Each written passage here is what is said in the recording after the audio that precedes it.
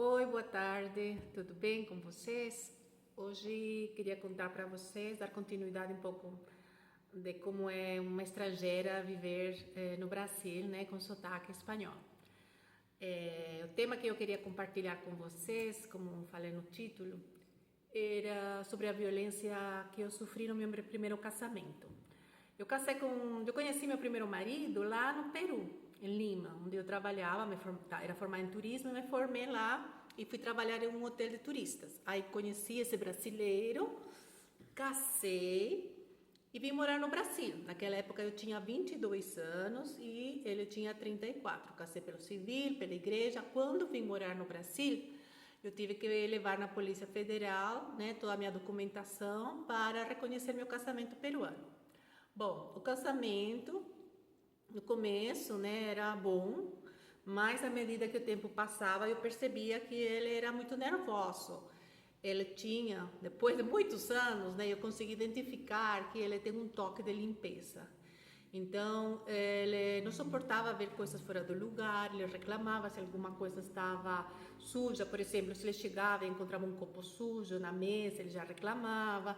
Se eu deixava um tênis fora do lugar, no lugar de estar no armário, ele já reclamava. Só que eu no começo fui achando isso parte da personalidade. Eu não trabalhava, somente ele trabalhava. Então eu considerava que ele chegava cansado, tinha feito a cirurgia, tinha o consultório cheio, então eu achava isso cansaço. E eu tinha funcionária, né, que me ajudava, uma ajudante que era muito boa, mas ele começou a questionar, falando que queria que eu cozinhasse. Então eu comecei a cozinhar, e nesse então logo depois, passaram-se uns 2 anos, eu tive minha primeira filha. Quando minha primeira filha nasceu, as coisas melhoraram um pouco. Ele se tornou uma pessoa mais calma, né? Porque ele sabia que tinha um bebê em casa. Mas quando minha filha já estava grandinha, com uns 2, 3, ele ficou novamente obsessionado pela limpeza. E essa obsessão o levava a gritar comigo, a não tolerar choro de bebê, ao ponto de eu muitas vezes, por causa do bebê, que a minha filha era pequena, ter que dormir no quarto dela para acalmar ela, porque ele falava que tinha que fazer uma cirurgia, que tinha que dormir. E eu achava normal. Até que teve um dia, eu estava grávida da minha segunda filha e eu ia levando, sabe? A gente pensa, a gente quando está dentro de uma situação abusiva, a gente não vê o abuso.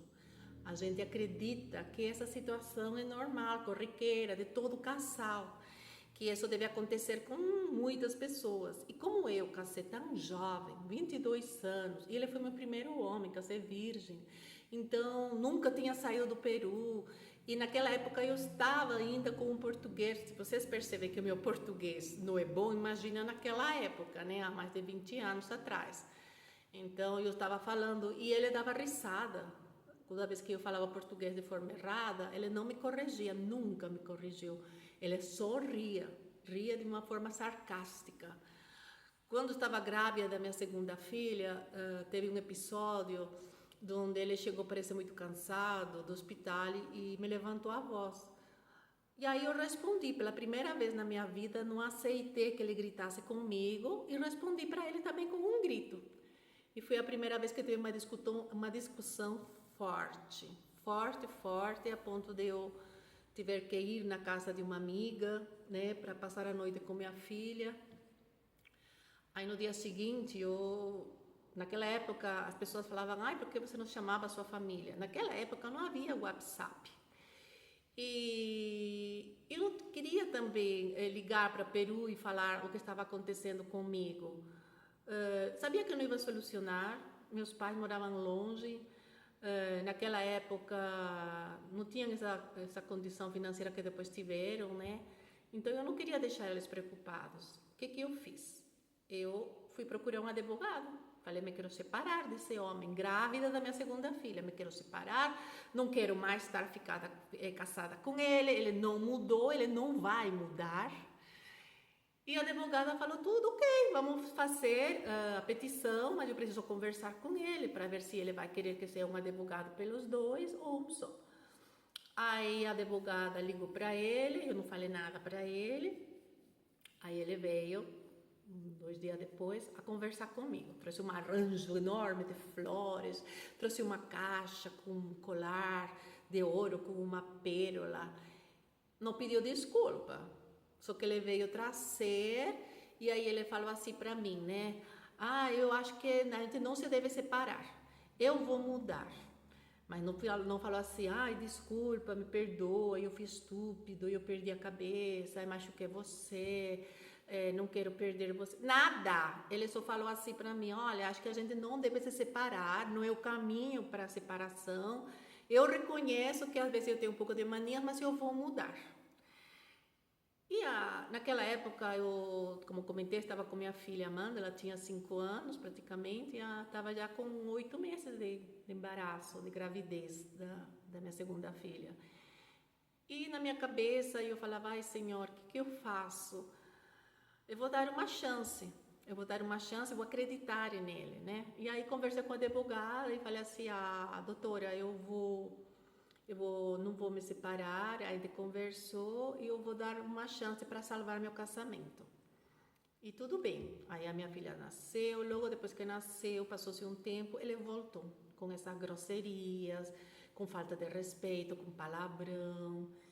Muitas vezes eu ia dormir chorando, minha filha perguntava por que eu chorava, e eu falava que estava com dor de cabeça, ela era muito pequena, eu não queria que ela, sabe, envolver nisso. E ela não tinha uma vida saudável, não era um casamento saudável. E toda vez que ele levantava, né, para ir para trabalhar, a casa ficava com um ambiente bom, um ambiente tranquilo. Mas era só chegar 6, 7 da noite que eu já começava a tremer. Eu já começava a sentir essa angústia dentro do meu coração, porque eu sabia que ele ia chegar.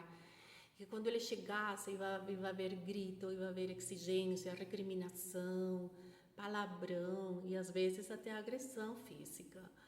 Então, quando ele chegava, eu ficava assim, tremendo, você por dentro.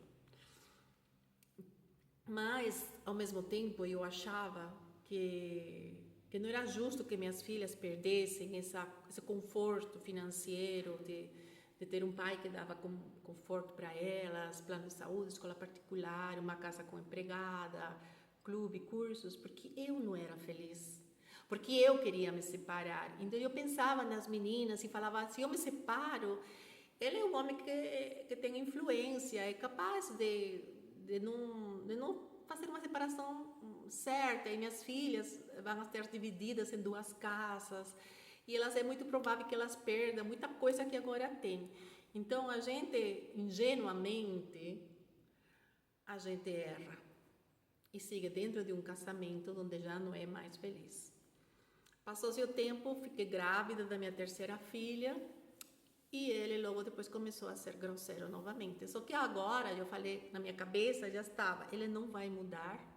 Eu estou sozinha no Brasil, eu não trabalho, a minha família toda mora no Peru, eu tenho 3 crianças que dependem de mim. Por quê? Porque chega o ponto dele ter tão bravo que as meninas tinham medo dele. E quando eu conversava com outras pessoas em relação à minha situação, muita gente não acreditava, falava assim, não, o doutor é bom, o doutor salvou a vida da minha avó, o doutor... E é verdade, ele é bom médico, mas dentro de casa não era aquilo que se imaginava. Então eu comecei a armar um plano para me divorciar, mas eu não queria me divorciar desprotegida, né? Então eu falei assim, eu preciso trabalhar, preciso fazer uma atividade. Então eu comecei a guardar o dinheiro que ele me dava por mês, e consegui uma quantia razoável e comprei um terreno. E nesse terreno eu tinha a intenção de fazer um salão de festas com piscina, com parquinho, que naquela época, né, estou te falando começo dos anos 2000, tinha muita festa de aniversário, confraternização, festas de terceiro colegial, né? De terceiro colegial, do nono, que faziam em chácaras.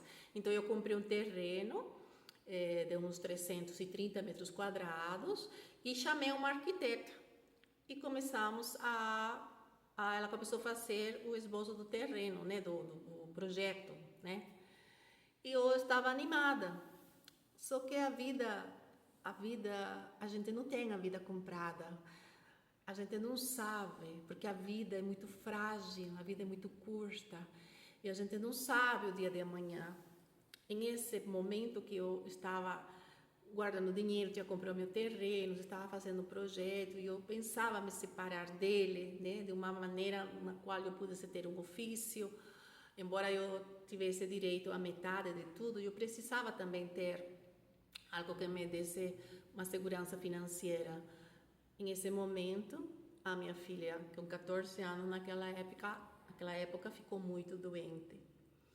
E ela foi diagnosticada com aplasia da medula óssea, que é quando a medula óssea para de funcionar, então ela não fabrica glóbulos brancos nem glóbulos vermelhos. Então fomos internada no hospital, fomos para São Paulo, se internou num hospital particular, muito bom, mas a doença evoluiu para leucemia. Ela já não tinha forças, eu fiquei os 3 meses internada lá, deixei as minhas 2 crianças pequenas em casa, aqui no interior. Minha mãe e meu pai vieram para me ajudar a cuidar das meninas.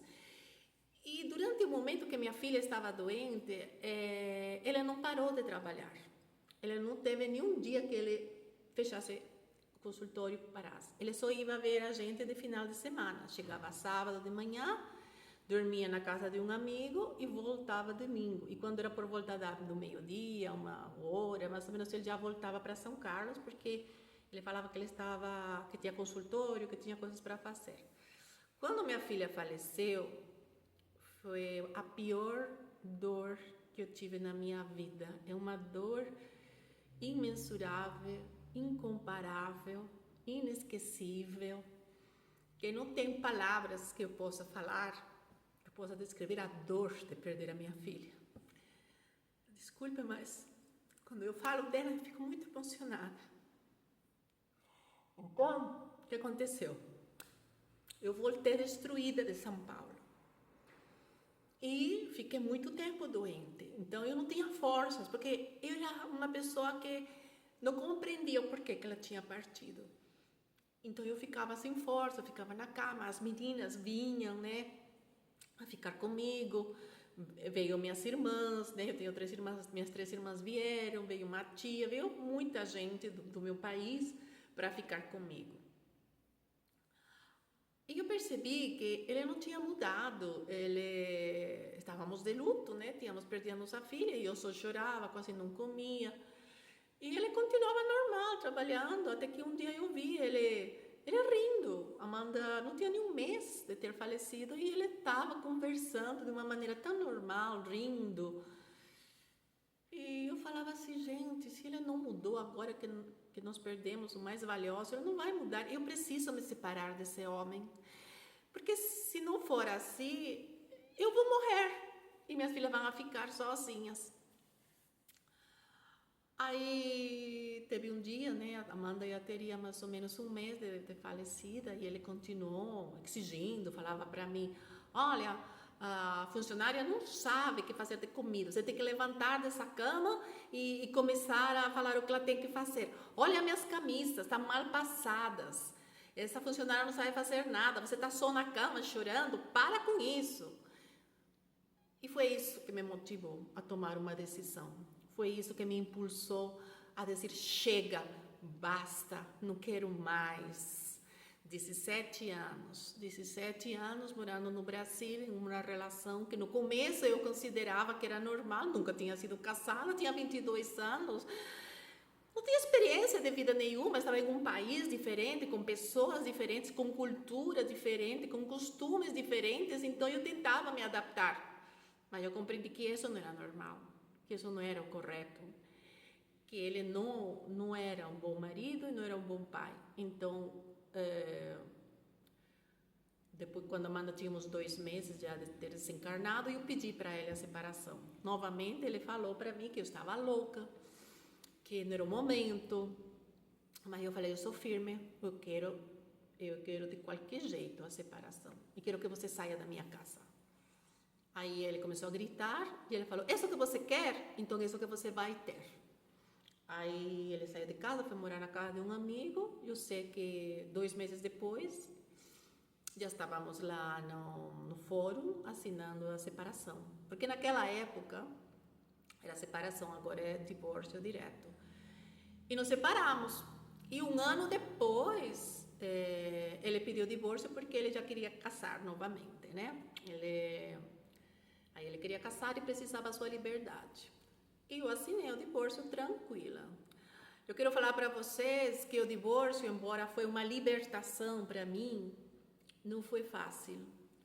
Porque era a primeira vez na minha vida que eu tinha que tomar conta da minha vida e das meninas, e ainda com a dor da perda da minha filha. Mas eu me apeguei tanto a Deus que Deus me iluminou, me ajudou, colocou pessoas boas no meu caminho, me abriu os olhos. Eu recebi muitas mensagens do mundo espiritual que me orientaram na minha trajetória. Eu tive que passar por muita dor para dar valor a muitas coisas. E eu compreendi que a nossa vida sempre vai ser como a gente quer que ela seja. E que somos consequência de nossos atos. E se a gente quer ter uma vida boa, uma vida digna, cabe a nós tomar as decisões corretas no momento certo. Porque a vida é muito frágil, a vida é muito curta. A gente não tem uma vida comprada. A gente está aqui, somos espíritos encarnados em um corpo humano e estamos suscetíveis a tudo. A tudo. E foi assim um aprendizado. Eu já tenho 19 anos, estar divorciada, né? Como comentei em outro vídeo passado, depois de 6 anos eu me casei, conto como conheci meu segundo marido, né? E as minhas filhas estão bem, graças a Deus, uma já é profissional, criei bem elas, né? Nunca proibi o contato com o pai, né? Ele pagou a pensão. Dessa parte não tive problemas. E as minhas filhas já são adultas, elas tiraram suas próprias conclusões em relação do porquê que o casamento terminou. E a vida seguiu. E sigue até o dia de hoje.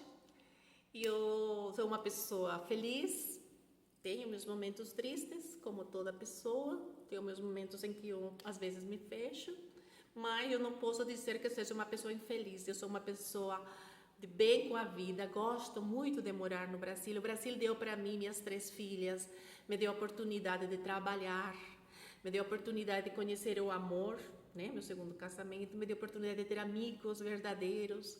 Eu moro em um lugar agradável, lógico, sempre vai ter os perigos que em todo lugar tem no mundo, mas eu gosto de morar no Brasil.